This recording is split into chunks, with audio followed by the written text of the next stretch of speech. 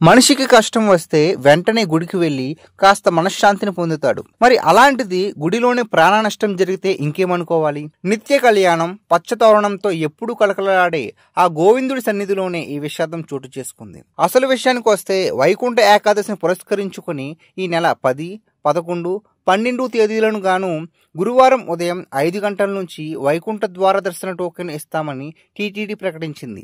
ఇందులో భాగంగా ఎప్పటిలాగానే పొరుగు రాష్ట్రాల నుంచి పెద్ద ఎత్తున భక్తులు తిరుపతిలో ఏర్పాటు చేసిన 9 కేంద్రాలకు చేరుకున్నారు. టోకెన్లు ఉన్న భక్తులను మాత్రమే దర్శనానికి అనుమతిస్తామని టీటీడీ చెప్పడంతో బుధవారం ఉదయం నుంచే కేంద్రాలకు చేరుకున్నారు. బుధవారం మధ్యాహ్నం 3 గంటల సమయానికి భక్తులు ఆయా కేంద్రాలకు పెద్ద ఎత్తున చేరుకున్నారు. సాయంత్రానికి ఆ సంఖ్య మరింత పెరిగింది.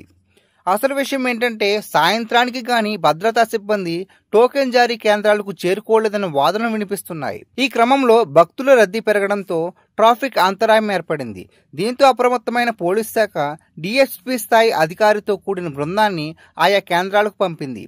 క్యూ లైన్లోకి పంపించాలని కొందరు అధికారులు, ఇప్పుడే వద్దని మరికొందరు వాదించుకోవడంతో అసలు సమస్య ఏర్పడింది. రాత్రి సమయం కావడంతో ట్రాఫిక్ మరింత ఎక్కువ అవ్వడంతో ఒక్కసారిగా గేట్లను తెరిచారు. ఒక్కసారిగా భక్తుల తోపులాట ఎక్కువ అవ్వడంతో శ్రీనివాసం వద్ద చోటు చేసుకున్న తోపులాటలో తమిళనాడుకు చెందిన మల్లిక అనే భక్తురాలు మృతి చెందారు. గోవిందమాల వేసుకున్న 360 మంది భక్తులు వారి కుటుంబ సభ్యులతో ఒక్కసారిగా అక్కడికి చేరుకోవడంతో ట్రాఫిక్ కు అంతరాయం ఏర్పడింది. దీంతో పక్కనే ఉన్న పద్మావతి ఉద్యానవనంలోకి భక్తులను అనుమతించేందుకు గేట్లు తెరిచారు.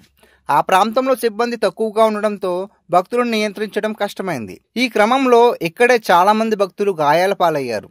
అధికారులు అప్రమత్తమై భద్రతా సిబ్బందిని అక్కడికి పంపించేలోపే జరగాల్సిన నష్టం జరిగిపోయింది. దీనికి తోడు సంక్రాంతి హాలిడేస్ వీకెండ్లో రావడం, దీనికి ద్వాదశి, ఏకాదశి రోజుల్లో స్వామివారిని దర్శించుకోవాలన్న భక్తుల విశ్వాసం కూడా తోడైంది. వీటి వల్ల దర్శనానికి వచ్చే భక్తుల రద్దీ ఊహించలేకపోయారు. తోపులాటలో 6 భక్తులు మృతి చెందారు. 40 మందికి పైగా గాయపడ్డారు. సౌకర్యాల ఏర్పాట్ల వైఫల్యంపై సీఎం చంద్రబాబు కూడా అసహనం వ్యక్తం చేశారు. పెద్ద సంఖ్యలో భక్తులు వస్తారని తెలిసినప్పటికీ అందుకు తగిన విధంగా ఏర్పాట్లు ఎందుకు చేయలేదని సీఎం ప్రశ్నించారు. టోకెన్ల జారీ కేంద్రంలో ఉన్న వసతులపై పునఃసమీక్ష చేయాలని అధికారులను ఆదేశించారు. ఈ ఘటనపై దిగ్భ్రాంతి వ్యక్తం చేసిన చంద్రబాబు గురువారం తిరుపతికి చేరుకుని ఆసుపత్రిలో చికిత్స పొందుతున్న వారిని పరామర్శించారు. మరోవైపు అసలు ఈ ఘటనలో పొరపాటు ఎక్కడ జరిగిందన్న దానిపై ఆయా కేంద్రాల్లో ఏర్పాటు చేసిన సీసీ ఫుటేజ్లను అధికారులు పరిశీలిస్తున్నారు.